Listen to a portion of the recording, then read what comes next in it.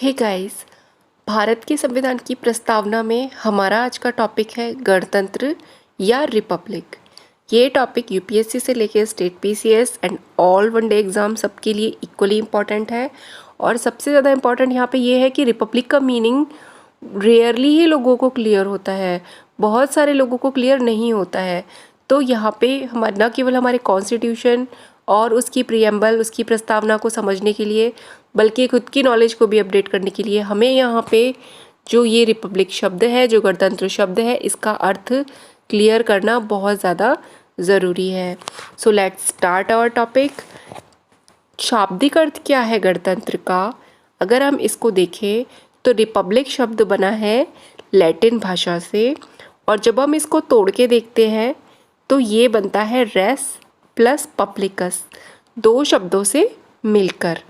तो क्या बन गया? रेस पब्लिकस, जो कि है फ्रेंच भाषा का एक शब्द, और इसका शाब्दिक अर्थ है जनता से संबंधित। यहाँ पे हम एक डायग्राम की हेल्प से इसको समझेंगे थोड़ा सा, कि इसमें जो जनता है और उसका राष्ट्र प्रमुख है, उसके बीच में रिलेशनशिप को बताया गया है। कैसे बताया गया है इसको हम बहुत ही क्लियर करेंगे बस अभी। इसके लिए 4 शर्तें हैं।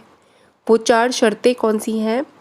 पहली शर्त ये है कि वो देश जो खुद को रिपब्लिक कह रहा है या गणतंत्र कह रहा है, उस देश का राष्ट्र प्रमुख का मतलब अगर हम भारत के संदर्भ में देखें तो राष्ट्रपति, यानी कि जो हमारे देश का सबसे बड़ा पद है, वो उस पद पर देश के सभी नागरिकों का अधिकार होता है, यानी कि सभी नागरिकों के लिए खुला होता है। कोई भी राष्ट्रपति बन सकता है जो उस राष्ट्रपति पद की योग्यताओं को पूरा करता है। मैं भी बन सकती हूँ, आप भी बन सकते हैं, अगर आप उस पद से संबंधित जो भी क्वालिफिकेशंस हैं उनको पूरा करते हैं, और जो कि सबके लिए बराबर होंगी। बात नंबर 2, राष्ट्र प्रमुख का पद प्रत्यक्ष अथवा अप्रत्यक्ष रूप से निर्वाचन के माध्यम से भरा जाना चाहिए।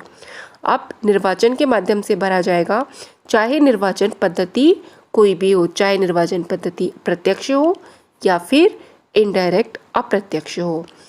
तीसरी बात ये है कि इस पद के लिए कार्यकाल निर्धारित होगा। ये नहीं कि अनलिमिटेड टाइम के लिए कोई राष्ट्राध्यक्ष बन भी सकता है अगर वो बार बार इलेक्ट होता है तो, या जैसा भी कॉन्स्टिट्यूशन में बताया गया है वैसा।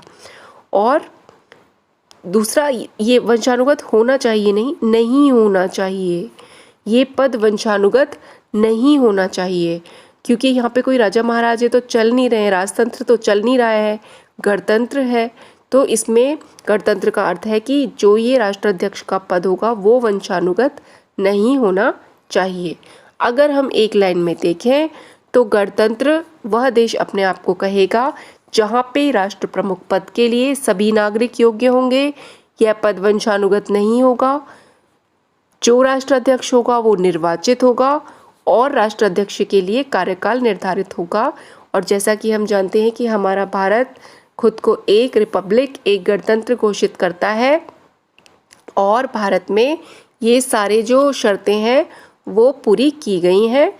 आई होप कि गणतंत्र यानी रिपब्लिक का मतलब अब पूरी तरह से क्लियर हो चुका है हमारे सामने। यानी कि गणतंत्र वह देश होगा जिस देश का राष्ट्राध्यक्ष या राष्ट्रपति वंशानुगत नहीं होकर निर्वाचित होगा, और उस देश के किसी भी नागरिक को अहर्ताएं पूरी करने पर, क्वालिफिकेशन पूरी करने पर राष्ट्राध्यक्ष के पद तक पहुंचने का अधिकार होगा। सो गाइस, ये वीडियो अगर आपके लिए यूज़फुल है तो प्लीज़ इसे लाइक करिए और इस चैनल को सब्सक्राइब करिए, ताकि नेक्स्ट वीडियो का नोटिफिकेशन आपको बहुत ही जल्दी मिल जाए। और हमारा अगला टॉपिक होगा, जो भी हमारे देश के कॉन्स्टिट्यूशन के इम्पॉर्टेंट आर्टिकल्स हैं उनको 1 बाय 1 पूरी डिटेल में और पूरा कॉन्सेप्चुअल प्लस फैक्चुअल नॉलेज के साथ पढ़ना। So guys, thanks for watching, have a nice day.